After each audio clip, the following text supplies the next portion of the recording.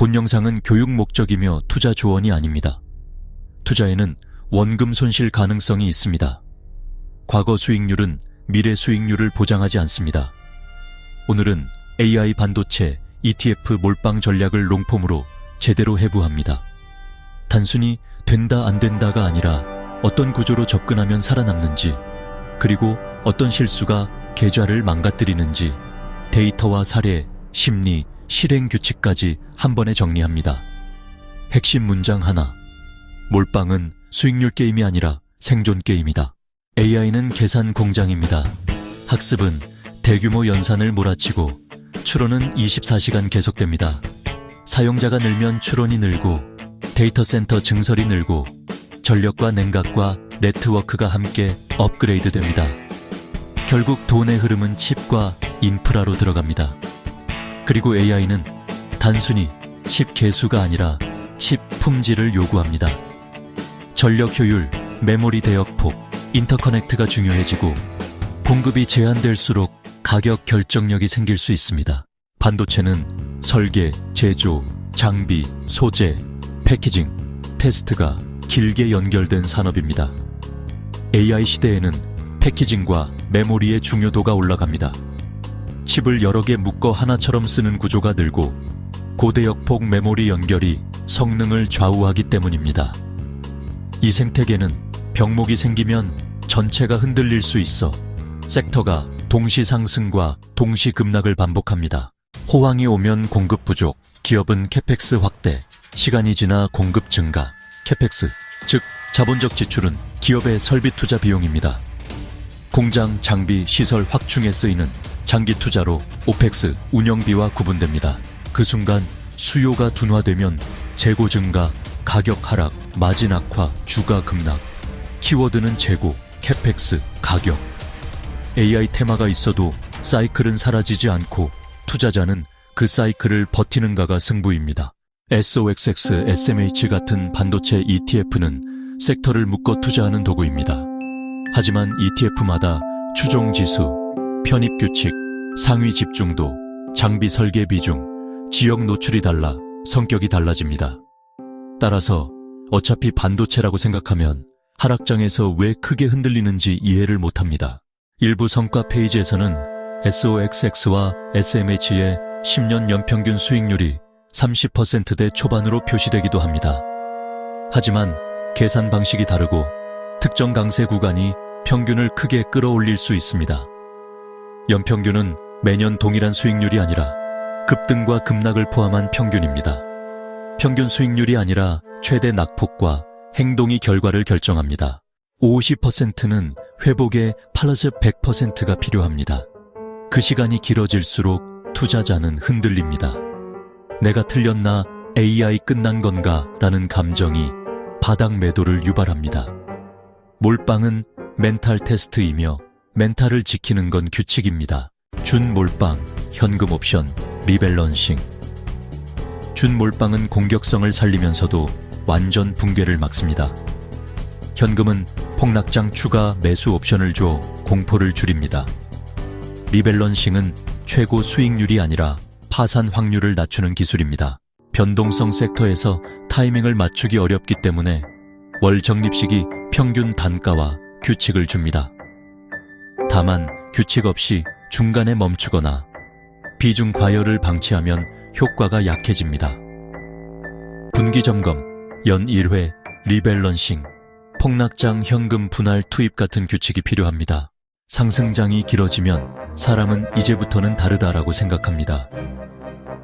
그 순간에는 하락 리스크가 잘 보이지 않습니다. 그래서 비중이 커지고 현금이 사라지고 방어 장치가 없어집니다.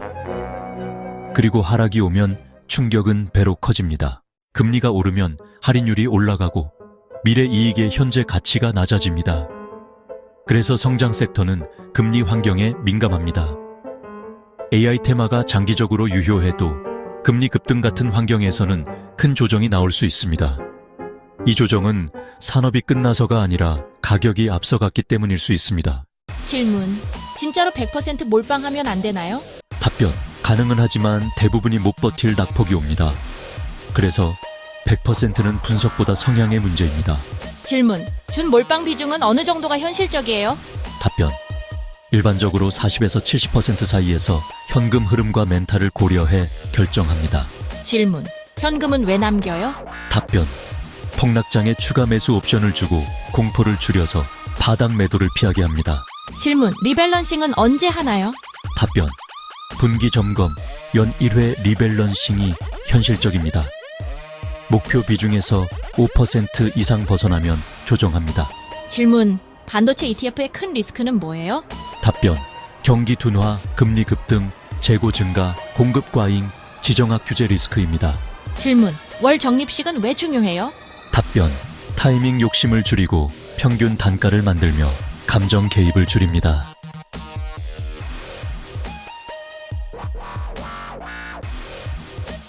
질문. 에스옥섹스와 SMH는 뭐가 달라요? 답변.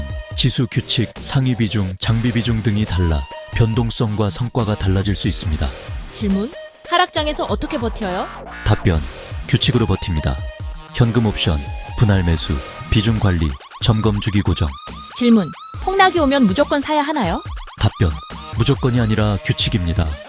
현금을 2, 3번 나눠 투입하고 생활비는 건드리지 않는 구조가 핵심입니다.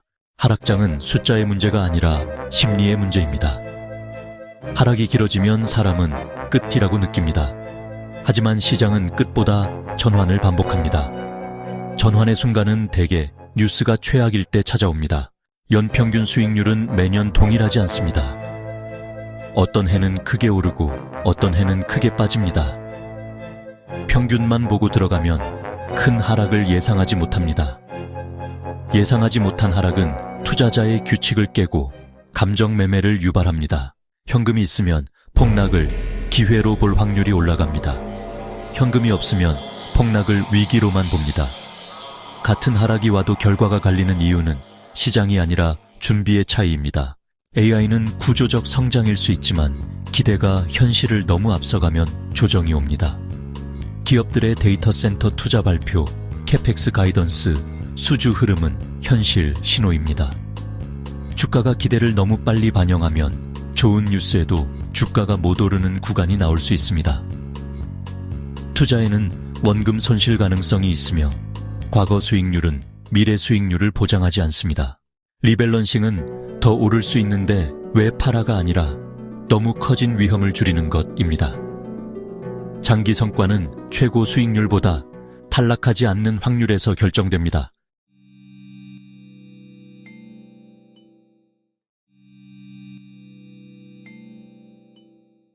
장비 회사의 주문이 늘면 몇 분기 뒤 제조 쪽 가동이 늘 가능성이 있습니다. 반대로 장비 주문이 꺾이면 제조 설계 쪽도 영향을 받을 수 있습니다. 따라서 장비 코멘트는 반도체 사이클의 앞단 신호로 활용될 수 있습니다. 반도체는 공급망이 길어서 병목이 생기면 전체가 영향을 받습니다. 특정 장비, 특정 공정, 특정 소재가 막히면 생산이 제한되고 납기가 늘어납니다. 그 순간 시장은 기대치를 다시 조정하고 주가 변동성이 커집니다. ETF로 분산해도 섹터 전체가 함께 흔들릴 수 있는 이유입니다. 1. 투자 목적을 정한다. 은퇴, 종잣돈, 교육비 등 목적이 없으면 하락장에서 흔들린다. 2. 투자 기간을 정한다. 3년인지 10년인지 20년인지. 1. 월 투자 금액을 무리 없이 정한다. 무리하면 하락장에서 중단한다. 2. 공격 비중을 정한다. 40에서 70% 안에서 시작하는 게 현실적이다. 1. 현금 옵션을 남긴다. 최소 5에서 10%. 2. 매수 규칙을 적는다. 월 적립식 추가 매수는 폭락 구간에서 분할. 1. 리밸런싱 규칙을 적는다. 목표 비중에서 5% 이상 벗어나면 조정. 2. 점검 주기를 정한다. 매일 보지 말고 월 1회 또는 분기 1회. 1. 금지 리스트를 만든다. 빚 투자, 감정 매매, 뉴스 한 줄의 매도. 2. 기록한다. 내가 왜 샀는지, 어떤 조건에서 팔거나 리밸런싱 할지 한 줄로 남긴다. 생활비 계좌와 투자 계좌를 분리했는가? 현금 옵션이 남아있는가? 목표 비중이 정의되어 있는가? 리밸런싱 기준이 있는가? 추가 매수는 분할 규칙인가? 뉴스 대신 분기 지표로 점검하는가? 빚을 쓰지 않았는가? 내가 버틸 수 있는 낙폭 범위를 미리 정했는가? 결론, AI 반도체는 기회일 수 있습니다. 하지만 몰빵은 수익률이 아니라 생존입니다.